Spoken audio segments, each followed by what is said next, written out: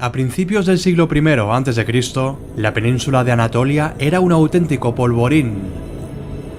La República Romana en expansión tenía su mirada fija en el este, y el Reino del Ponto, dueño absoluto del Mar Negro, tenía como objetivo hacerse con la totalidad de Anatolia. Pero este ambicioso objetivo no sería nada fácil, pues para ello, además de enfrentarse a reinos menores como Capadocia, Armenia o Bitinia, tendría que enfrentarse a la poderosa República Romana, que también tenía ambiciones expansionistas.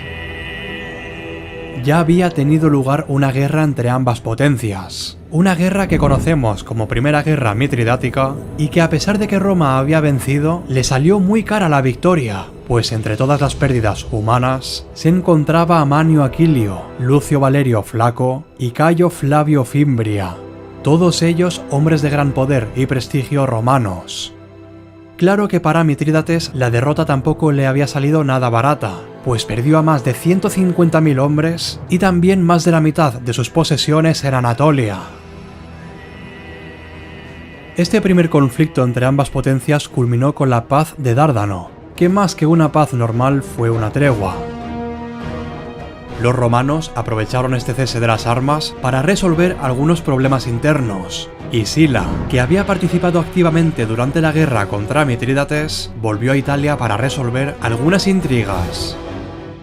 Antes de irse dejó a Lucio Licinio Lúculo al mando de los intereses de Roma en la región, y este, sin perder tiempo, empezó los preparativos para otro conflicto inminente contra el rey Póntico. Lúculo puso a todos los soldados veteranos bajo el mando de Murena, un comandante experimentado y leal a la causa de Sila.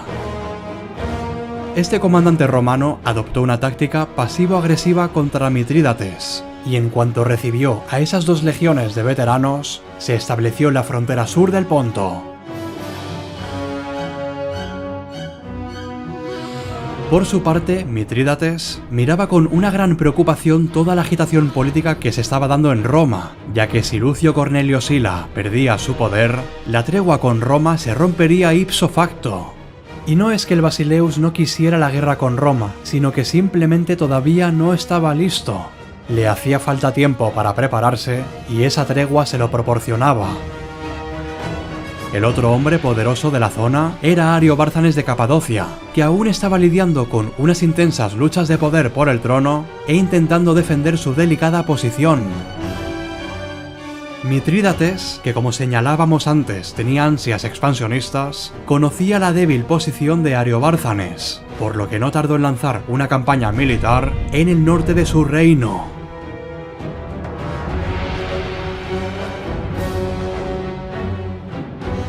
En la guerra anterior, el rey Póntico perdió a más de 150.000 hombres, por lo que esta vez quería asegurarse de no cometer el mismo error. En consecuencia, reestructuró a su ejército y se dio cuenta de que la clásica falange helenística estaba quedando obsoleta, por lo que comenzó a reclutar masivamente otro tipo de unidades, a saber, arqueros y caballería. Paralelamente, Mitrídates se vio obligado a gestionar una serie de problemas internos y a ejecutar a uno de sus dos hijos por sospechar de su lealtad. Y de hecho, la lealtad de sus cercanos se convertiría en un tormento para él. Durante la primera guerra contra Roma, su general, Arquelao, fue el responsable del desastre militar que dejó a más de 100.000 bajas en el lado póntico. Por este motivo el Basileus le apartó del mando de las tropas, pues lo cierto es que ya no confiaba en él ni en sus capacidades.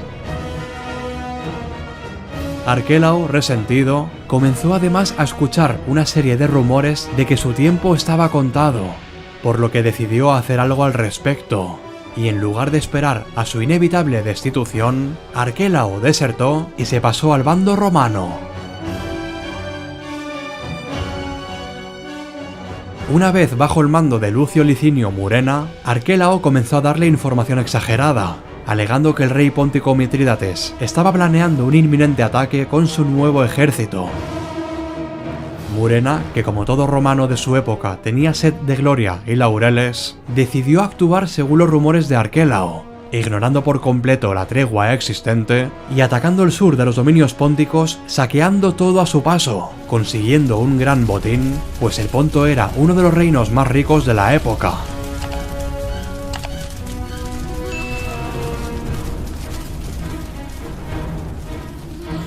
La noticia del saqueo llegó a Mitrídates, y este envió una pequeña expedición de caballería para investigar lo que había ocurrido, pues lo cierto es que esa agresividad romana le había dejado descolocado, habida cuenta de que la tregua seguía vigente. De la expedición, solo una fracción de los jinetes regresó, informando de que los romanos habían masacrado al resto de su unidad y habían arrasado con todo a su paso. El Basileus griego, enfurecido y conmocionado, envió un emisario a Murena para informarle de que esta acción estaba rompiendo el acuerdo con Roma. Tras esto, tuvieron lugar nuevas negociaciones de tregua, una tregua que dio a Mitrídates tiempo suficiente para terminar los preparativos para una campaña contra Roma. Pasados unos meses, y con la nieve derritiéndose, Murena volvió al acecho saqueando decenas, puede que cientos, de poblaciones pónticas, convirtiendo al sur del reino en una zona absolutamente catastrófica.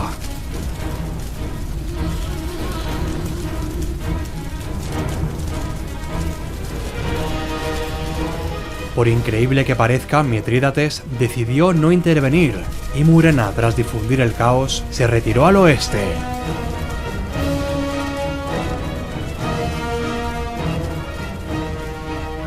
Pese a las advertencias de Lucio Cornelio Sila, que estaba al tanto de todo lo que ocurría en Anatolia, Murena decidió volver a atacar una vez más a Mitrídates.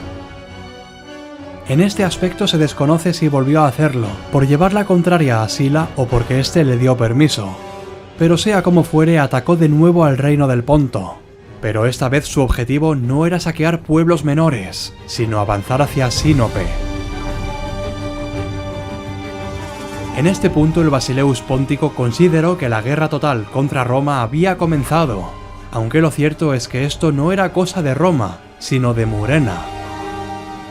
En cualquier caso, Mitrídates ya estaba listo para hacer frente a la República, y sin perder tiempo reunió a su ejército con la misión de expulsar al invasor romano y envió a Gordio de Capadocia, su comandante, para interceptar a los romanos. Cuando la avanzadilla póntica bajo el mando de Gordio y las dos legiones romanas bajo el mando de Murena se encontraron, ambos adoptaron una posición defensiva con el río Alis entre ellos. Parecía que ninguno quería dar la iniciativa, pero en un momento dado, Mitrídates apareció con el resto de su ejército, haciendo que los pónticos contaran ahora con una superioridad numérica importante frente a los romanos. Aprovechando esta ventaja, Mitrídates dio órdenes de cruzar el río y avanzar contra Murena. A continuación siguió una enorme carga de caballería, una carga que barrió a los romanos desprevenidos. El choque de fuerzas entre los gruesos de ambas infanterías fue muy feroz, y los romanos, que en su mayoría eran legionarios veteranos, ofrecieron una heroica resistencia. Debido a esta bravura y a su empeño en no rendirse, la batalla duró varias horas. No obstante, y pese a la valentía, los romanos, muy superados en número, no tenían ninguna posibilidad. Con todo, fueron capaces de ofrecer un duro combate contra la caballería póntica, pero finalmente fueron superados y obligados a huir.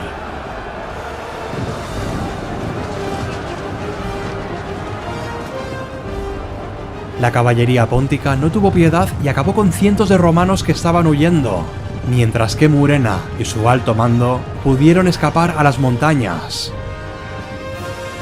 En este punto el rey Mitrídates había logrado una gran victoria contra un enemigo que hacía tiempo que acosaba a su reino.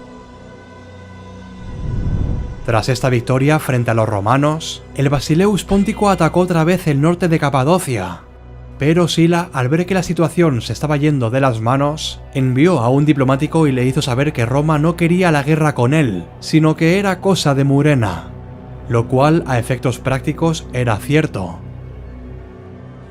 La segunda guerra mitridática había terminado, pues parecía que los esfuerzos diplomáticos habían dado sus frutos y romanos y pónticos habían logrado, una vez más, alcanzar una paz. Pero como dice el dicho, a veces una mala paz es peor que una guerra. Por tanto, todo apuntaba a que la tercera y última guerra entre ambas potencias Era solo cuestión de tiempo. Si te ha gustado este vídeo puedes dejar un like para hacérmelo saber, y si no estás suscrito te recomiendo que lo hagas, ya que seguiré subiendo contenido como este. Gracias a todos los miembros que apoyáis este canal y que hacéis que pueda seguir adelante. Nos vemos en el siguiente vídeo.